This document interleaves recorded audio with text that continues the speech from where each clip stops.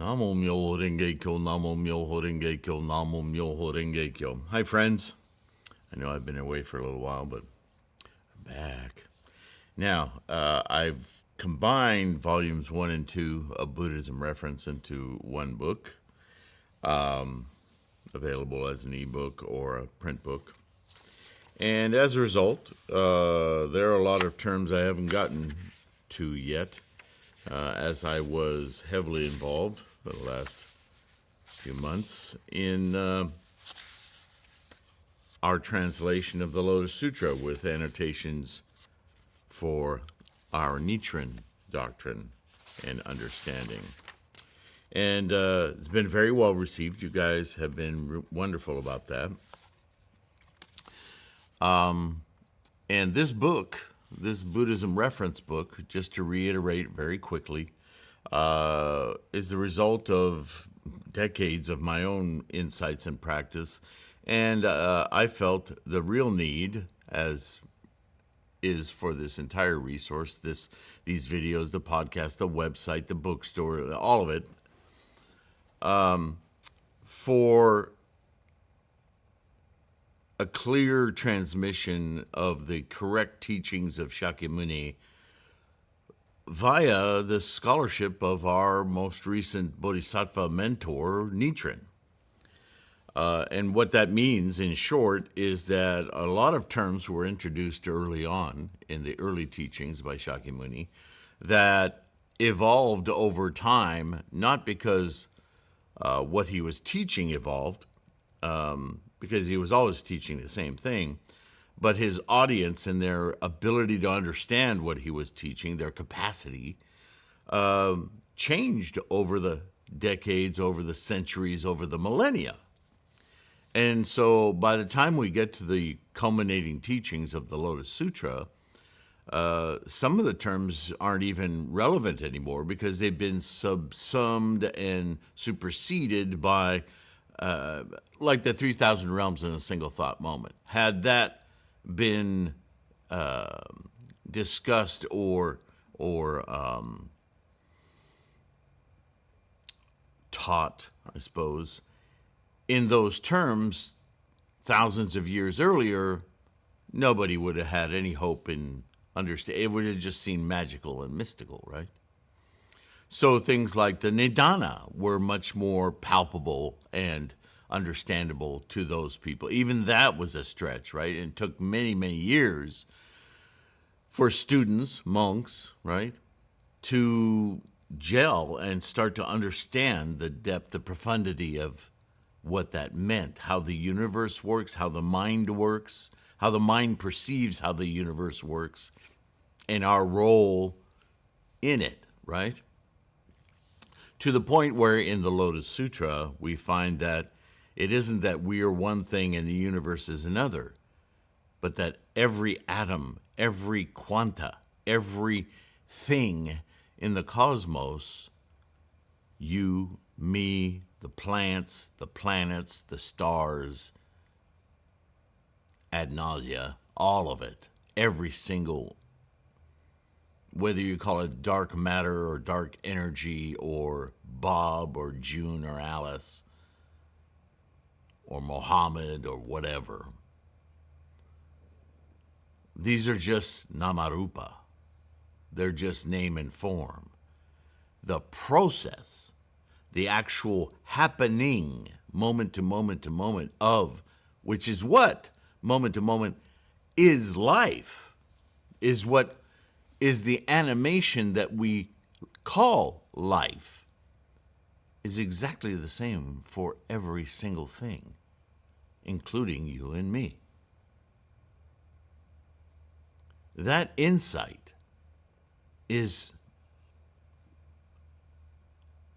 samsara shattering, because samsara is just our minds wanting to cling to what we think we have and crave more of it. Well, Shakyamuni identified that as the very fundamental source of our anxiety, our stress, our, quote, suffering. And so Buddhism is about an alternate way of experiencing life to the point where there are no limits to our potential. So here we are talking about terms. Today, Brahman Conduct is the next one I come to here. And 71.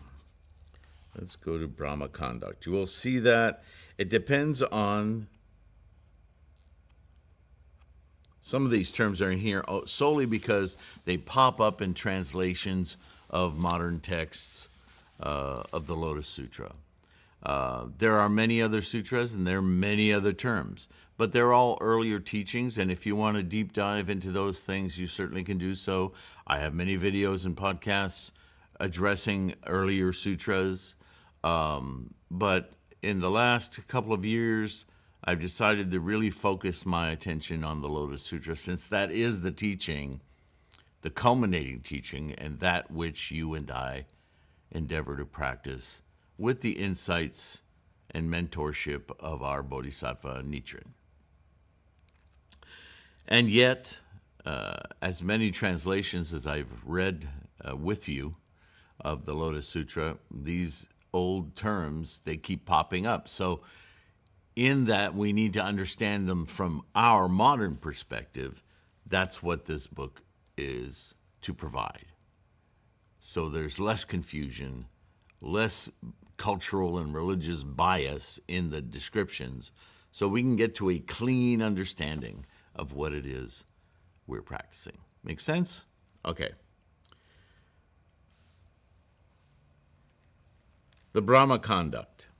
Chapter 16 of the Avatamsaka Sutra, annotated. At that time, right mindfulness Devaputra addressed Dharma Wisdom Bodhisattva, saying, "In all worlds, those in the community of Bodhisattvas, relying on the teachings of the Tathagata, don the dyed robe and leave the home life. How are they able to attain purity in the Brahman Conduct and proceed from the position of a bodhisattva to the attainment of the path of unsurpassed bodhi?" In other words, how do we attain enlightenment? What conduct? And we've read a lot in the Lotus Sutra about comportment, right? How do we live the life of a Lotus Bodhisattva? And so this goes all the way back to the Avatamsaka, the first teaching of Shakyamuni, only making my point more clearly that he was teaching the same thing all along, but he was teaching it to the capacity of his students. And not until the Lotus Sutra was he teaching to you and I, our capacity being far beyond those of 3,000 years ago, merely by a function of evolution of society, cultures, species, teachings. So, this is from chapter 16 of the Avatamsaka. Interesting, yes? I'll go on. Son of the Buddha, when the Bodhisattva Mahasattva practices the Brahman Conduct, he should take 10 dharmas as the object of his attention in meditative contemplation. They are the body, physical actions, speech, verbal actions, the mind, mental actions, the Buddha, the Dharma, the Sangha, and the moral precepts. We will hear these terms repeated in different ways throughout different rules, quote unquote, or methods or vows throughout Buddhism, right? And even in the appendices of the Lotus Sutra, you'll see the 10 Dharma conducts? What is it? Or paramitas? Yeah? They will show up over and over again. They show up in the Noble Eightfold Path, right? So let's go on. He should contemplate them in this way, asking, quote, "Is the body itself the Brahman Conduct?" And so forth, up to, "Is the moral precepts that are the Brahman Conduct?" How do we demonstrate, how do we live this ultimate conduct, right? Comportments. Moving on. Which dharma among all of these constitutes the Brahman conduct? Where does the Brahman conduct come from? Who is it that possesses it? What is the essential substance? Who performs it? Does it exist or is it non-existent? Is it form or not form? Is it feeling or not feeling? Is it perception or non-perception? Is it a karmic formative factor or not a karmic formative factor? In other words, are these primal fundamental tendencies and conditions, right? We've talked about this, all comes out in the 3,000 realms, doesn't it? It's fascinating. One carries on one's analytic contemplations in this way. Because the Dharma of the Brahman conduct is inapprehensible, because the Dharmas of the three periods of time are all empty and quiescent, past, present, future, because the mind has nothing to which it attaches, because the mind has no obstacles, which is why we can attain perfect and complete enlightenment, Anuttara Samyak Sambodhaya. Because one's practice is non-dual, because one acquires sovereign mastery of skillful means, because one accepts the Dharma of singleness, because one contemplates the Dharma of singleness. The Dharma, again, the experience of singleness. In other words, the idea of separatedness, namarupa, is a delusion. It's the beginning of samsaric delusion. Once we understand that everything is a moment-to-moment instantiation of potential, then the separatedness of things dissolves. This is hard to comprehend until one enlightens the mind. Namo Myoho Renge Kyo, yes? Because one realizes the equality of all Buddha dharmas, and because one is fulfilling all dharmas of the Buddha, the experience is itself the experience. There's nothing owned, there's nothing owed, there's nothing to crave, nothing to cling to other than hanging on to momentum, observing momentum. Better said that way. Factors such as these constitute the basis of the pure Brahma conduct. One should also cultivate 10 dharmas.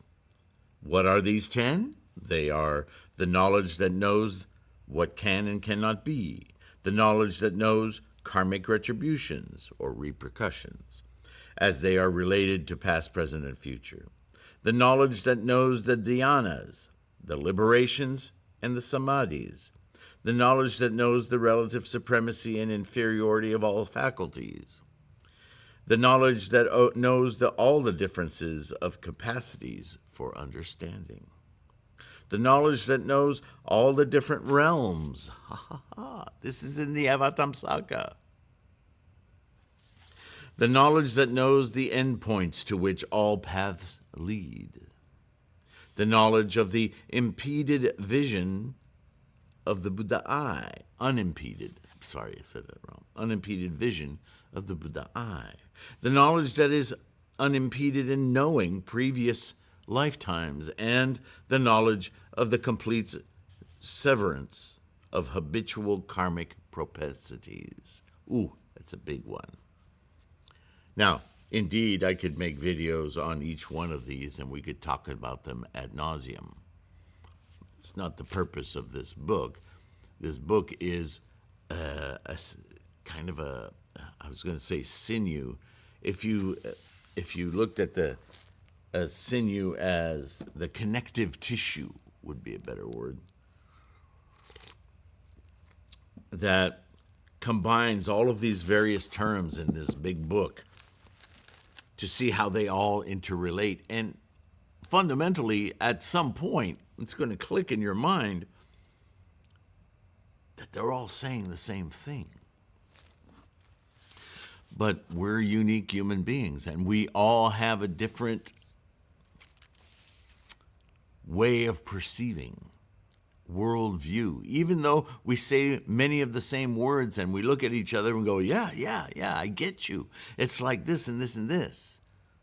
And yet the more we speak, the more we identify subtle differences.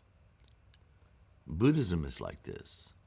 Buddhism, Shakyamuni's effort, was to teach to as many capacities as he possibly could reach the same thing, but in ways that would inspire our own mental insights, constructed on our own karmic freight train of tendencies and conditions, yeah? He understood this. Look, the prologue to the Lotus Sutra is called Immeasurable Meanings or Innumerable Meanings. In fact, that could have been a working title for the Lotus Sutra itself, because that ultimate teaching is to reach all minds, all living beings, and to trigger in each of them their own singular path to perfect, complete enlightenment. All right, let's close out this term, shall we? As one contemplates each of these 10 powers of the Tathagata, one finds that each of these powers subsumes a countless number of meanings, into all of which one should inquire. Having heard about them, one should then bring forth the mind of great kindness and compassion to closely contemplate beings and then never abandon them. One should reflect on all dharmas incessantly, should engage in unexcelled karmic deeds, but not seek any karmic reward, and should completely realize that objective spheres are like a conjuration, like a dream, like reflections, like echoes, and also like spiritual transformations, insights. If bodhisattvas are able to carry on contemplations consistent with contemplations such as these, they will not develop any duality-based understandings of any dharmas, and all dharmas of the Buddha will soon manifest directly before them, whereupon, when they make their initial resolve, they will immediately attain Anuttara Samyak Sambodhi. They will realize that all dharmas are identical to the very nature of the mind. They will perfect the wisdom body, and their own awakening will not arise in dependence on others. It's a profound term, and there are different ways of talking about this profundity by the time we get to the Lotus Sutra, and indeed in the Lotus Sutra. So I'm glad that we included it in the book, in this book. If you have questions about it or want to hear more, that's fine. Say so in the comments or email me personally, and we'll do whatever we have to make clear. Oh, there's one more term there I missed, awakening. I suppose that's what we'll talk about next time. Thank you for listening. Thank you for your practice. It's the most important thing. In the meantime, please take care of your health. Keep your practice strong. Namo Myo Renge Kyo. Don't forget to like and subscribe. It's a Bodhisattva act. I see subscriber counts go up and down, up and down. If you like and subscribe, it doesn't cost you anything. You don't owe anything, but it does help the algorithm gods. Just provide this resource to more people. And that's the whole point of this resource, is to help people figure out their own insights, gain confidence, stay strong in practice.